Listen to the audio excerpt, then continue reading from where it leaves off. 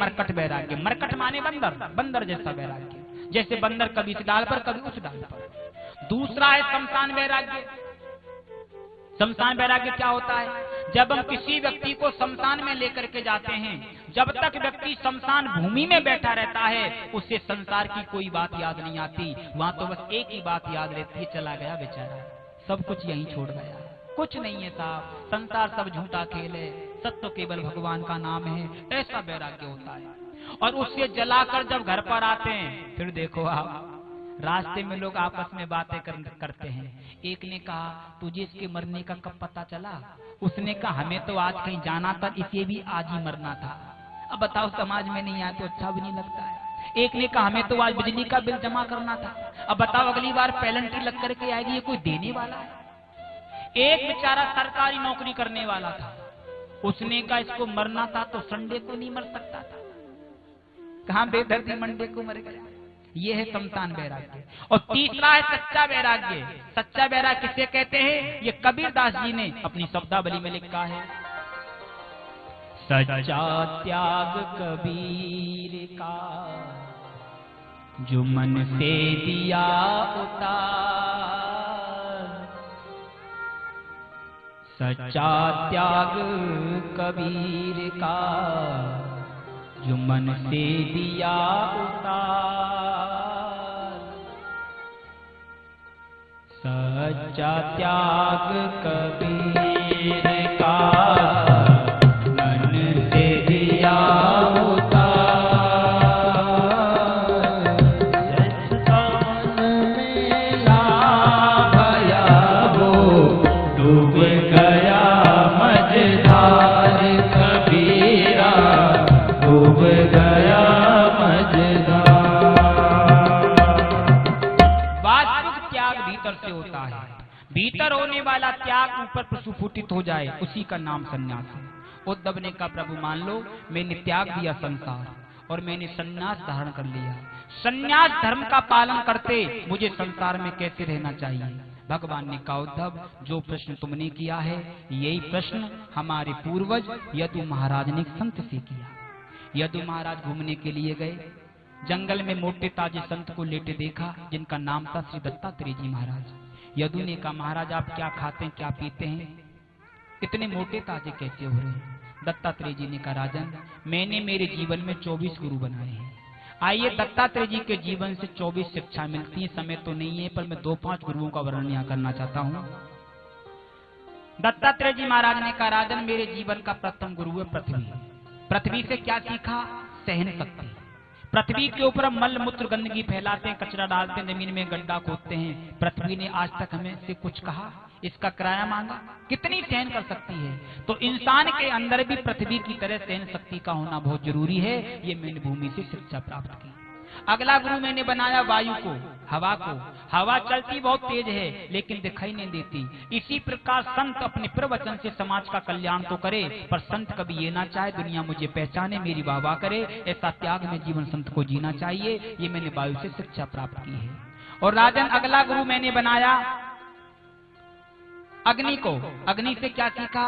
संत को ज्ञानवान तो होना चाहिए, और ज्ञान संपन्न संत ही समाज का कल्याण कर सकता है, क्योंकि ज्ञान रूपी अग्नि में समस्त कर्म जल करके राख होते हैं, तब जाकर के मनुष्य का कल्याण होता है। अगला गुरु मैंने बनाया जल को। जल से क्या सीखा? ऐसी वाणी बोलिए मन का आपा खोए, औरन को शीतल करे, आप शीतल हो ये कबीरा, आप शीतल हो। जल का मतलब शीतल। जल को मर्जी है उतना गर्म कर दो, समय आने पर अपने आप ठंडा हो जाएगा। अपने मुख से सामने वाले के लिए कभी ऐसे शब्द मत बोलो जो स्वयं के लिए बुरे लगते हो। ये मैंने जल से शिक्षा प्राप्त की है। और राजन अगला गुरु मैंने बनाया चंद्रमा को। चंद्रमा से क्या सीखा? प्रतिपदा के दिन चंद्रमा छोटा, दूज को और बड़ा, तीज को और बड़ा, और पूर्णिमा आते आते चंद्रमा पूरा गोल हो जाता है। जबकि चंद्रमा कभी छोटा होता ना कभी बड़ा होता, उसकी कलाएं छोटी होती हैं, कलाएं बड़ी होती हैं। इसी प्रकार हमारा शरीर जन्म लेता है, मरता है, आत्मा ना जन्म लेती है ना मरती है। ये मैंने चंद्रमा से शिक्षा प्राप्त की।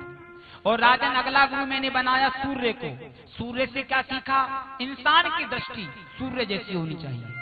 सूर्य कभी ये नहीं देखता ये गरीब का मकान है, अमीर का मकान है, ये गंदी जगह है, ये स्वच्छ जगह है। उसे प्रकाश देने से मतलब वो सब जगह एक दृष्टि से प्रकाश देता है। तो इंसान की दृष्टि में भेदभाव नहीं होना चाहिए, ये मैंने सूर्य से शिक्षा प्राप्त की है।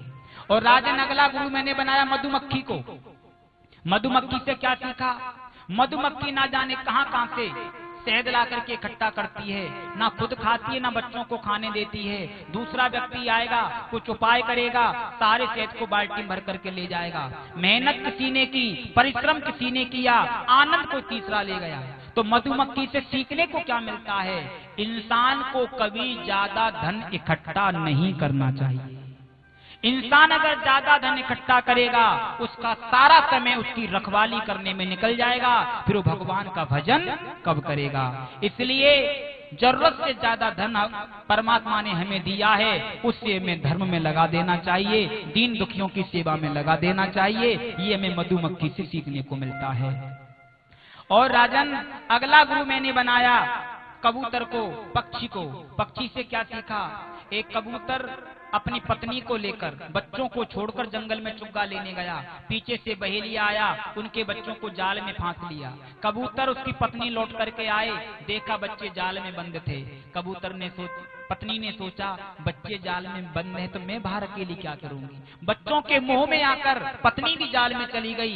कबूतर ने सोचा पत्नी बच्चे सब जाल में बंद हो गए, मैं अकेला क्या करूंगा, और कबूतर भी जाल में फंस गया। तो सीखने को क्या मिलता है? अगर गृहस्थी के प्रति यदि आकर्षण व्यक्ति करेगा तो कबूतर की तरह मोह माया के जाल में वो फंस जाएगा, फिर वो भगवान का भजन कब करेगा? ये मैंने कबूतर से शिक्षा प्राप्त की है। और वर्णन करते करते दत्तात्रेय जी महाराज कहते, राजन अंतिम गुरु मैंने अपने शरीर को बनाया। शरीर से क्या शिक्षा मिली? तो ये शरीर हमें शिक्षा दे रहा है, 5 मिनट पहले मैं जैसा था वैसा अब नहीं हूं, और जैसा इस वक्त हूं ऐसा मैं 5 मिनट बाद नहीं रहूंगा। मैं शरीर नहीं, मैं आत्मा हूं। शरीर मरता है, जन्म लेता है, आत्मा ना मरती है, जन्म लेती है। ये मैंने शरीर से शिक्षा प्राप्त की है। दत्तात्रेय के चरणों में यदु ने बार बार प्रणाम किया। भगवान श्री कृष्ण उद्धव से कहते हैं, उद्धव संत के जो लक्षण हैं वो मैंने तुम्हें बता दिए। और देखो उद्धव, चारों युगों में सतयुग में हूं, चारों वेदों में सामवेद में हूं, अक्षरों में आकार में हूं, मंत्रों में ओमकार में हूं, गायों में अभीरधानी में हूं, हाथियों में ऐरावत में हूं, जितनी धातु हैं उसमें कंचन सोना में हूं, बृहस्पति ब्रह्मनिष्ठों में मैं हूं, पुरोहितों में वरिष्ठ मेरा ही रूप है, भक्तों में प्रहलाद असुर में हूं, मनुओं में शंभु मनु में हूं, स्त्रों में शत्रुपा मेरा ही रूप है, और मेरे ज्ञानी भक्तों में उद्धव तुम्हारे अंदर भी मैं ही हूं। सुनना क्या है? सुनने के बाद तुम पुण्य उसका चिंतन करो। ये संसार क्या है? मोह निशा जग शोभ निहारा, देख स्वप्न अनेक प्रकारा। सोते हुए हम ना जाने कितने प्रकार के स्वप्न देखते हैं उद्धव, लेकिन स्वप्न कभी सच नहीं होते। ये संसार जो है स्वप्न की तरह है, सत्य तो केवल मैं हूँ, मेरा नाम सत्य है, जगत तो मिथ्या है। उद्धव ने भगवान के चरणों में प्रणाम किया और बद्री का आश्रम चले गए।